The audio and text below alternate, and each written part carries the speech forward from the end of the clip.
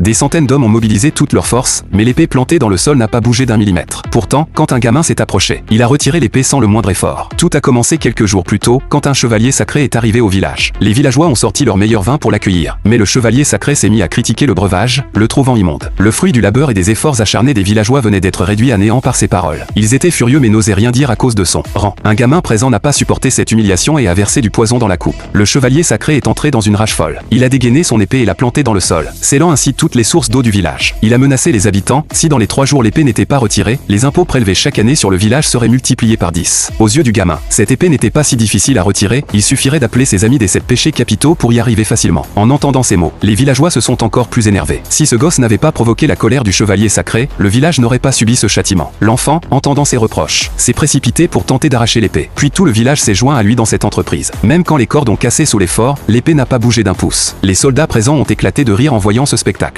C'est à ce moment-là que Meliodas, le capitaine des 7 péchés capitaux, et Elisabeth sont arrivés sur les lieux. Après avoir compris la situation, Meliodas s'est approché de l'épée et l'a retirée d'une seule main, sans effort apparent. L'instant d'après, de puissants jets d'eau souterraine ont jailli du sol. Les soldats ont rapporté cet événement au chevalier sacré. Pour punir cette insolence, le chevalier sacré a ordonné à ses hommes d'apporter une lance. Après l'avoir chargée d'éclairs, il l'a lancée de toutes ses forces vers le capitaine qui se trouvait dans le village. Meliodas, qui était en train de boire tranquillement, a soudain perçu le danger. Il est sorti pour faire face à la menace. Face à la lance qui fonçait vers lui à toute vitesse, il l'a attrapée d'une seule main, comme si de rien n'était. La puissance de l'impact l'a projeté du sommet de la montagne jusqu'au pied de celle-ci, détruisant d'innombrables bâtiments sur son passage avant qu'il ne s'arrête. Une fois stabilisé, Meliodas a renvoyé la lance avec force. Dans un éclair aveuglant, la lance a percuté le château et a explosé, se fichant juste à côté de l'oreille du chevalier sacré.